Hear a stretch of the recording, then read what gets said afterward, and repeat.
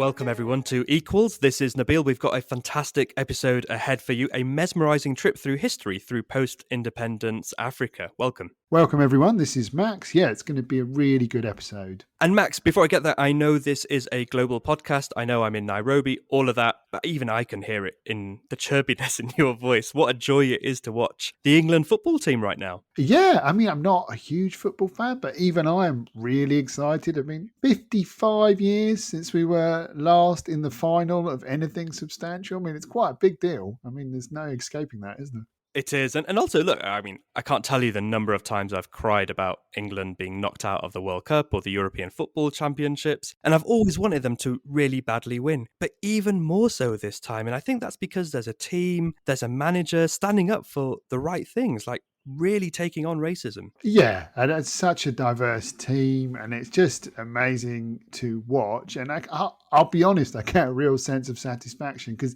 so much of patriotism here in Britain is tied up with racism and a kind of sense of a white past. And I love the idea of these little Englanders having to cheer on all these black and brown sons and daughters of immigrants scoring goals on their behalf. You know, this is the England, this is the Britain that I think is the future and is what I'm proud of. So yeah, it's great to watch. Absolutely. Also shows the England and the Britain that we can be. And Max, you mentioned there that white past, and there is this racist thinking that is rooted somewhere, and it does represent this darker past that Britain has that also defines its relationship with the rest of the world. And that brings us nicely to today's episode. Nice segue, Nabil. Really professional. You see what I did like there? it. Yeah. Smooth. I mean, you're good. You're really good.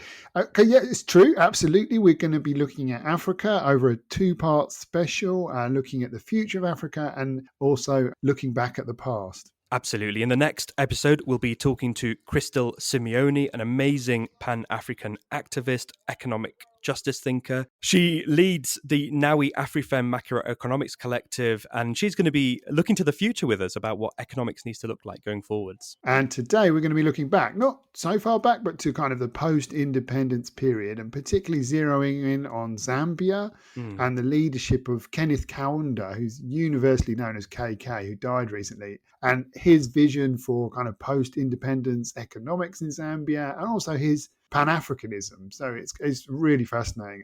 I love it. We have someone who's truly exciting to speak to about all of this, a leading economist on the continent today. Grieve Chelwa, I should say Dr. Grieve Chelwa. Now, he's got a very illustrious bio, we'll get onto that, but he's really carving out a different way of understanding the past and applying that to the future. Yeah, he's a really, really interesting guy. I think you're really going to like this interview. Let's get on with it. Let's get to it.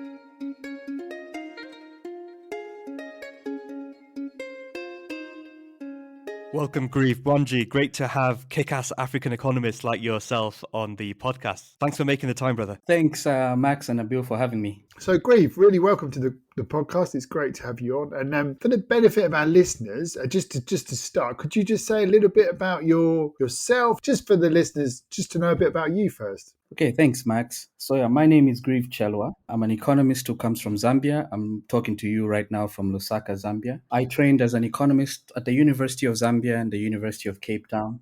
Subsequently did a posting at Harvard as a postdoc researcher there, taught at the University of Cape Town at the business school. And now I work at the Institute on Race and Political Economy at the New School. That was started this year and is directed by Derek Hamilton, your old friend. That's a great introduction there, Grieve. And you're an economist, but you're also an economist who knows their history. And I want to start there because you're a bit of an expert on former Zambian President Kenneth Kaunda, and his funeral was held just a few days ago. It's prompted, I think, a lot of reflection on his legacy and on the legacy of other leaders in Africa from the past. Let's open it up here, looking back. Could you tell us a bit about former Zambian President Kaunda? And you've also wrote about Kaundanomics, if I've said that correctly. Could you talk us through that? Yes. So Kenneth Kaunda was Zambia's first president. So when Zambia got independence from Britain in 1964, he was the first president of the country. He was president from 1964 up until 1991. So as you can imagine, he had a very big impact on the sort of the idea of the country Zambia and the idea of Zambian identity and Zambian nationality. And so he was a very big figure. We've always thought as Zambians that he's underappreciated globally, but I think it's very interesting to see although belatedly after he's died, but to see what exactly you're talking about, Nabil, this sort of continental and global recognition or rediscovery of Kenneth Kaunda. And when you talk about the piece that I wrote for Africa as a Country in 2017, actually in commemoration of Kaunda's 94th birthday, if I'm not mistaken, basically what I wanted to write in that piece was to remind Zambians, even the Africans on the continent and even the world, that we had a different kind of economics in the post-independence era. That kind of economics is forgotten now. It was swept up in the tide of neoliberalism. I'm sure we'll talk about that later in the podcast. But I want to remind folks about that era and just the achievements of that era. And how did he start out, Grieve? What are the policies that he had post independence? How progressive were they? What was it all about? So what is very surprising to most people is that at independence, Zambia was pretty much, sort of following free market capitalist type of policies because he believed, and I think he might have been advised, that that was the best way to organize the Zambian economy to deliver development for everybody. But immediately in the first couple of years, maybe 3, 4, 5 years, he realized that the economy, which was really in the hands of minority white capitalist class, the mines were in the hands of a white capitalist class, immediately realized and noticed that, the private sector, which was driving the economy, wasn't really participating in this process of economic development, which was so vital, given that a big chunk of the population was poor. So he immediately realized we need to change course. So 3 or 4 years after independence, in 1968 and 69, he announced some major reforms. Sort of nationalizations of the sort of private sector. 80% of the economy was subsequently transferred into state hands, and this launched a rather ambitious economic development program, to my mind, which worked, right? Insofar as developing infrastructure, building roads, hospitals, ensuring that Zambians were progressing through the professions, ensuring that there was mobility, social mobility, ensuring that there was a reduction in economic inequality, all these kinds of things. So really, Kaunda was not an ideologue, but really his economic policy was motivated by material conditions on the ground. I suppose it's this idea of state involvement that has been completely forgotten. And I wondered whether, where do you think Africa would be today, Grieve, if we hadn't had that neoliberal moment, if we hadn't had structural adjustment? What are the kinds of things that we could be seeing today that we're not? So in the African case, you're right, Max, that it was realized in the 60s and 70s that you cannot develop without having an active state, right? It is impossible because when you leave everything to the market is not, the market doesn't have feelings, doesn't have emotions, doesn't have humanistic objectives and that kind of stuff. If you leave it to that, all you're going to do is really just capacitate the already well off, right? Which in the Zambian case was sort of a minority white capitalist class. You see it across much of Africa at this point because of this recognition that we really need to direct the activities of the state. Otherwise, we will only have a small minority that is doing very well. So where would Africa be today if structural adjustment hadn't happened? We would be in a far better position. The things that we care about are poverty, inequality. I would argue these things, which have now begun to rear their very ugly heads in the African context, would not be there. Would have much, much more social mobility than we currently have. I always like to tell the story of my father, right? He was born in a very rural part of Zambia, cattle herder, who ended up at university and completely went up the sort of social hierarchy. These kinds of stories are few and far between now. So I think this is where we would be today if we hadn't done structural adjustment in the way we did it. Oh, I completely agree. What about the challenge, if you like, Grieve, to the kind of Pan-Africanism or the African socialism of Kaunda or Nyerere that, it basically bankrupted their countries. It was a great idea, but it was just not affordable. So structural adjustment was, the necessary medicine. It wasn't, no one would, think of your enlightened IMF staffer who would say, we really didn't want to go that far, but we just had to because, they were broke. What would you say to that? I think that the most important thing is a misdiagnosis of the problem, right? What we need to understand is what caused the crisis in African economies beginning, say, late 70s, early 80s. And my reading of the evidence, at least the reading of those who've done careful work on this, suggests that the cause was really external factors, right? So some of them obvious, other much, much less obvious, So, for example, declines in terms of trade. I mean, the case of Zambia, one of the most curious coincidences is that at the time we nationalized the mines in 1970, the price of copper begins a 3-decade decline, right? and then recovers again in the 2000s after we've privatized them again. So, I mean, and then you also have this problem of increasing oil prices, with the formation of the Organization of Petroleum Exporting Countries. So you have this serious balance of payment crisis for these new countries, right? So this crisis we need to diagnose the origin of the crisis. For me, it was external factors. Certainly, one should not paper over internal factors. I mean, there were aspects of mismanagement and so on and so forth, but mismanagement tends to happen everywhere. I mean, we see it, companies collapsing in the US, private companies collapsing in Britain and everywhere else. But I think the major source of the crisis was these external factors. And I think the solution was the wrong one because the crisis was misdiagnosed. The solution by the IMF and World Bank, which led much of this policy work, was to identify a majority of the crisis as being internally generated. So therefore, structural adjustment was the wrong solution for the wrong problem, right? In actual fact, what these countries really needed was foreign exchange. And Grieve, just going there as well, because I like how you speak there about the external factors. You mentioned just earlier on in this interview about state control, Zambia's huge natural resource there in copper, and the ownership of that by what you described as a white capitalist class. What was the reaction, both at home but also from abroad, to the measures that KK was taking? Because it's very easy looking back now for people to, with hindsight, positively remark on achievements in that period, but that can't have been the same at the time. You're right. I mean, so the reactions back home, this was a very popular policy move. Now, popular not in the sense of popularist policies or whatever, but it is something that the people who KK was leading saw as something that was necessary, right? I mean, one interesting anecdote that I can share with you is that just after independence, Kenneth Kaunda visited one of the mines. At this time now, the mines are still privately owned by American Metal, Climax, and Anglo American.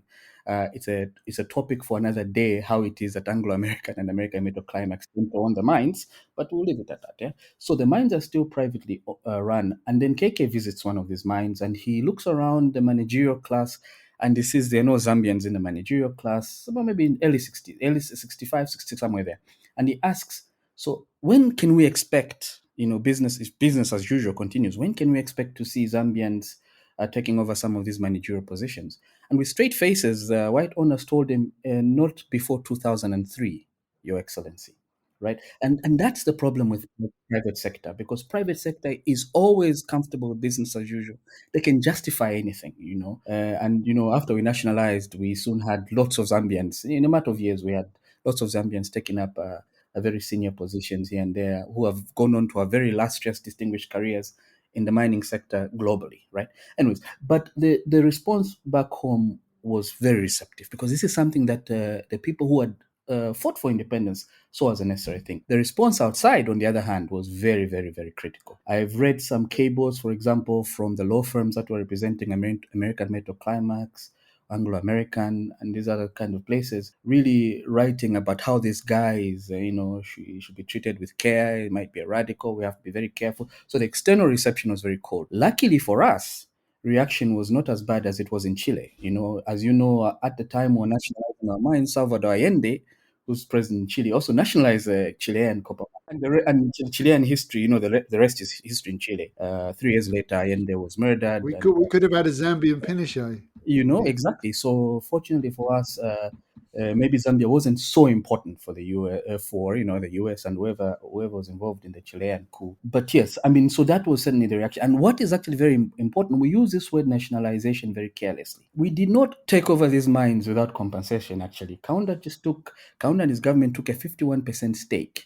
So American Metal Climax and Anglo American Corporation still maintained some stake in the mines, and they were actually compensated for the 51% stake that we took over by issuing very costly bonds that really saddled us with debt.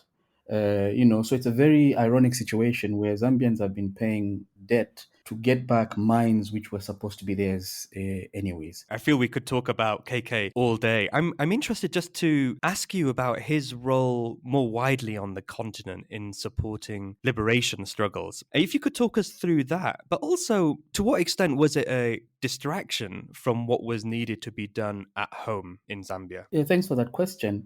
I mean, KK is a student of Kwame Nkrumah's, notion of African unity and African liberation and African independence. I think he attended the very famous All Africa Peoples meeting that took place in Ghana in the late 50s, just after Ghana's independence. Nkrumah did say on the occasion of Ghana's independence in 1957 that it's pointless for, I'm misparaphrasing him, but he said something to the effect, it is pointless for us to celebrate independence if the rest of Africa is not liberated. So KK was a graduate of that school of thought. And it is not surprising that within Southern Africa, then he began to say, look, I mean, it is pointless for us as Zambians to be this island of independence when those around us are still fighting white minority rule. Right. So he then took a principled stand to say he's going to support liberation efforts. Many of these liberation movements had some representation in Zambia. They had a home in Zambia. I think the ANC even had a headquarters in Zambia. I think actually Oxfam shared an office with the ANC in Zambia for 20 years, I think. Amazing. Exactly. Yeah, so we have a distinctive history, and we had all of these kind of so-called projects that were actually just support for the ANC. Wonderful. So yeah, very much. Lusaka was the home of all of that, wasn't it? Yes, it was. It was. I mean, I'm very jealous for my parents' generation and those because they have stories from that era. Seeing Thabo Mbeki on a Lusaka street or Jacob Zuma somewhere there. But these things are not free. I mean, I can only imagine hosting people who are engaged in waging a war. It must not be a very cheap exercise. So even when our copper fortunes are dwindling, even when Kaunda has this mammoth task of developing the country, he had to think about what was happening elsewhere. So in terms of economic resources, certainly that I can mind as a competition. Economic resources.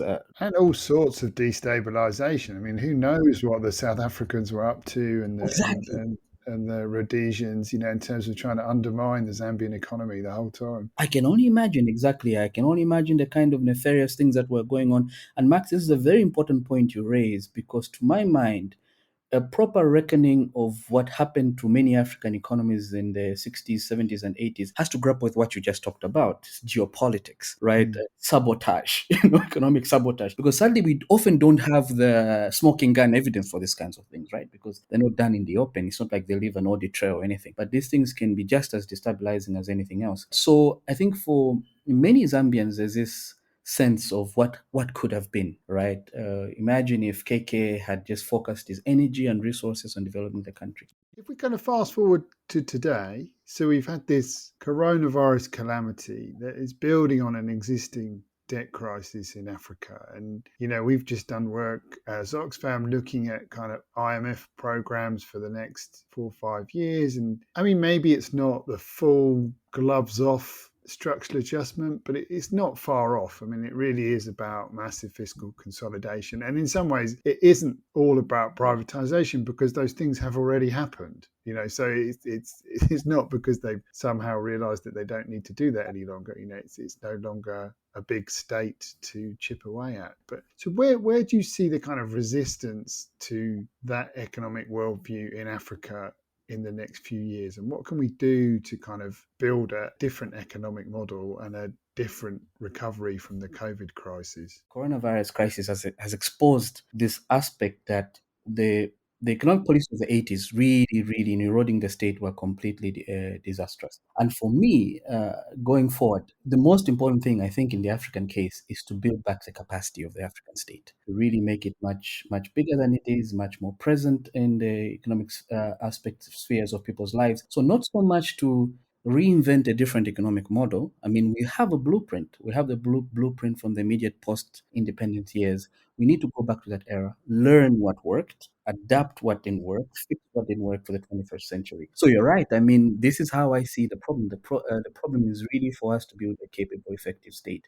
And this is why we're completely being annihilated by the coronavirus crisis. This is why it's completely impossible, difficult for many African governments to control, for example, issues like lockdowns, partial lockdowns, because people need to eat. People really exist outside of the state. People are eking out a living in the informal economy under very bad conditions. And that in itself, the informal economy is not natural. Didn't happen just like that. The informal economy begins to happen when the state is being rolled back in the 80s.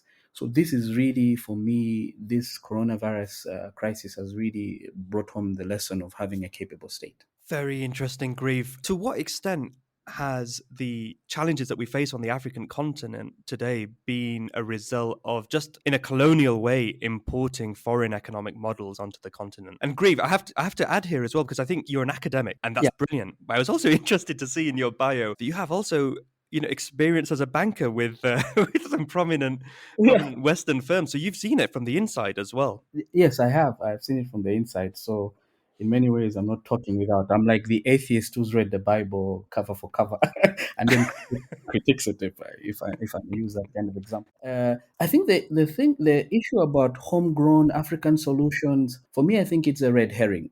What we need to do is to learn from everybody, right?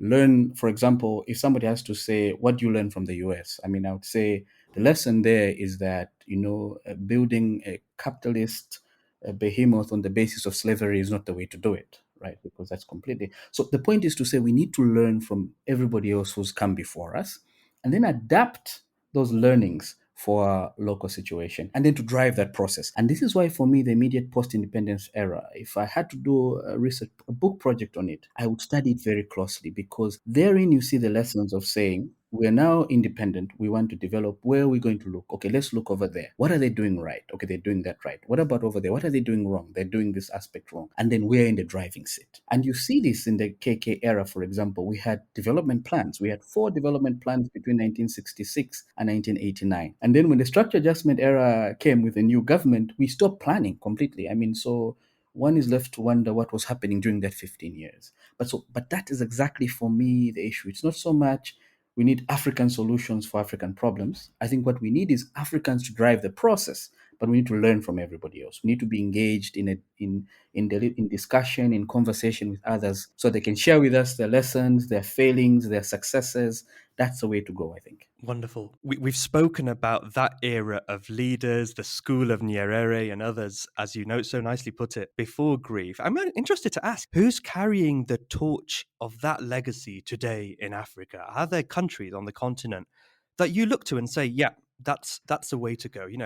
Who's doing things right? I've been thinking hard, and I can't think of any, to be honest, because structural adjustment was really profound in its impacts in the realm of ideas. One of my intellectual heroes is a Malawian economist called Thandika Mkandawire, and he wrote an essay about ideas, the importance of ideas in the economic sphere, and just the kind of just how we end up with these different ideas about how to organize the economy. And what you have right now running affairs in many African countries are men and women who got their training in the 80s at the height of structural adjustment. So if you are trained as an economist in the 80s, just imagine the kind of training you received. And once you are trained, it's very difficult to be untrained.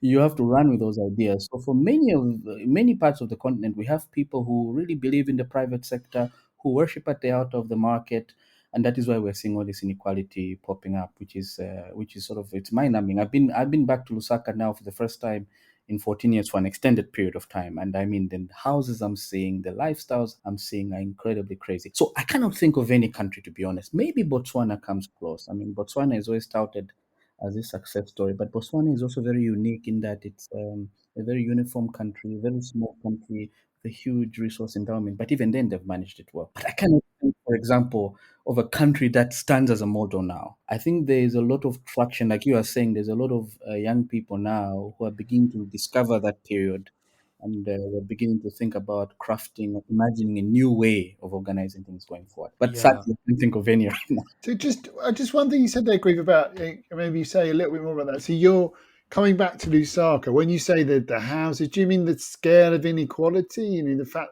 it feels more dramatic? What did you mean by that? Yeah, it is very dramatic. I think one of the things we haven't done very well in the African case is to carefully document the inequality and the kinds of inequality that have arisen since structural adjustment. I mean, it is quite profound. I am seeing people living lifestyles that, were once the preserve of, the uber wealthy in many of these financial capitals of the world, and it's happening here in Lusaka. Right, but then it's happening at a time that a lot more people are being left behind. There's a lot of immiserization. So this kind of in-your-face inequality that I have seen in Lusaka, and I'm sure it's the same everywhere else. Max, I'm sure you've seen it change over your own long career. I mean, it's the same. You go to Nairobi, it's the same story. Even in Malawi, the scale of Yeah. the inequality seems to me more dramatic, definitely. And I think Africa is still seen very much as a poverty problem, not as an inequality one. And I think that's problematic.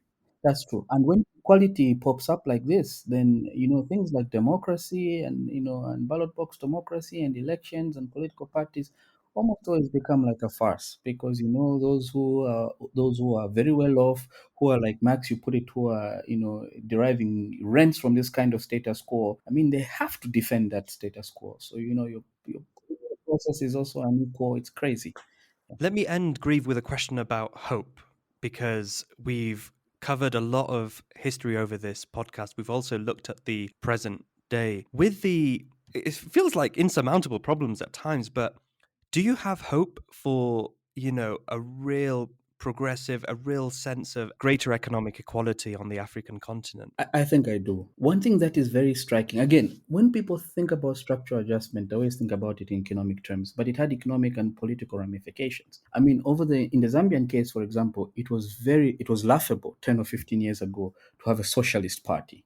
People would laugh you out of the room. But we now have a socialist party that, by all indications, could come out third in the forthcoming election. Wow, I didn't know that. That's fascinating. We have the Party of Independence called UNIP, which was Kaunda's party, is also coming back quite strong with a new leader. So there's something in this new generation that has sensed the failings of what has happened the last 20, 30 years. And we are trying to sort of rediscover, our history. So I'm very hopeful that you'll see more of these progressive parties, more of these progressive formations. Or just more ideology. I mean, one thing that's always been lacking, it seems to me, just don't see the kind of left-right discussions. It's all about kind of transparency and corruption and all very important things, but no kind of ideological construct. And so do you think that's perhaps changing? Because that would be exciting. I think it is changing seismically in the new generation, but obviously we need to do the work. And you're right, Max, in your observation, but this is what structural adjustment did. It won, right? It won. It was settled. I mean, there was a whole infrastructure that subsidized the idea. So you had to be crazy 20 years ago in civil society saying we need to go back to left-leaning politics or left-leaning policies. People would laugh at you. This didn't work.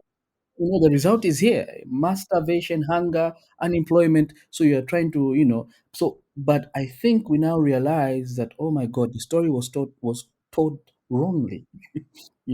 So I can see, for example, the likes of Pilato, for example, and many other people who are articulating, talking about inequality and inequality rearing its ugly head. These kinds of conversations were few and far between 10 years ago. Thank you so much, Grieve, for this interview. We have a rule for like 30-minute podcasts to keep them a digestible format, but I feel this one could have gone on for hours. So thank you very much, bro, and thank you for everything that you're doing. Yes, I really enjoyed that. I feel like we should, meet again and talk some more. Thank you so much, Nabil and Max. I really, really enjoyed it. And again, I'm in awe of the work that Oxfam does.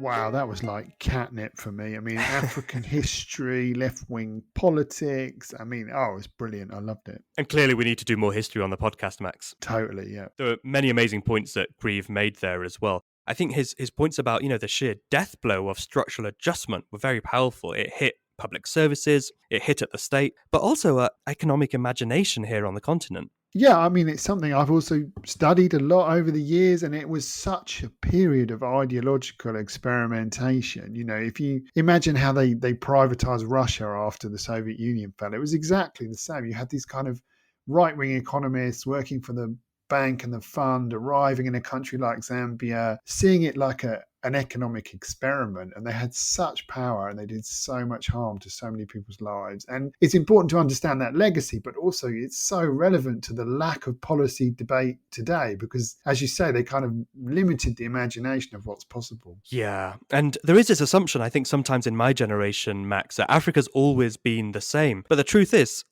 we've had different economic models over the last 50 years or so. And it's very interesting today speaking to Grieve, how 20 or 30 years ago you'd be laughed out of the room talking about the role of the state. But that is now happening. There is this willingness to embrace some of the ideas from the past, from that post-independence period, isn't there? There is. And I think it's not even a left-wing thing. The idea that your government should actively be involved in the development of your country. I mean, look at the history of somewhere like Taiwan or Korea or basically any country on earth. Rich countries, had big involvement of government. So it's great to see that that's back on the agenda for Africa, because Africa will not develop without it. And there is some hope, isn't there, from some leaders, Max, because Grieve gave us a challenging answer here, but you look at Julius Maada Bio, the president of Sierra Leone, there are some leaders with imagination trying to equalize things. I think there are, and we've certainly talked about them on the podcast before, but I also think there are many leaders in Africa, many governments in Africa who do not have the interests of their people at heart. And that in itself is a product, as he talked about, the grotesque inequality, the kind of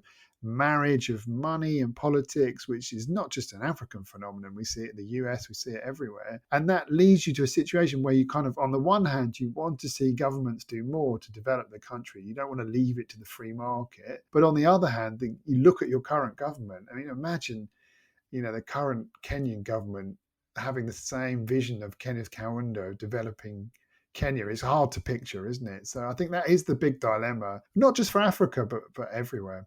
Yeah, I think you're right there. And that's a tension that we get into in our next episode. It's also an amazing episode with Crystal Simeone, based here actually in Kenya. She'll be walking us through what an economics looks like for the future in Africa, and also critiquing some of the things that are wrong with mainstream economics that it doesn't get about Africa. Yeah, no, that's going to be great. Coming to the future and what this means right now for Africa. It's going to be a great episode. Thanks everyone for joining us. Do leave us a review, share the podcast with your family and friends, and do join us next time. Yeah, see you all next time. Cheers.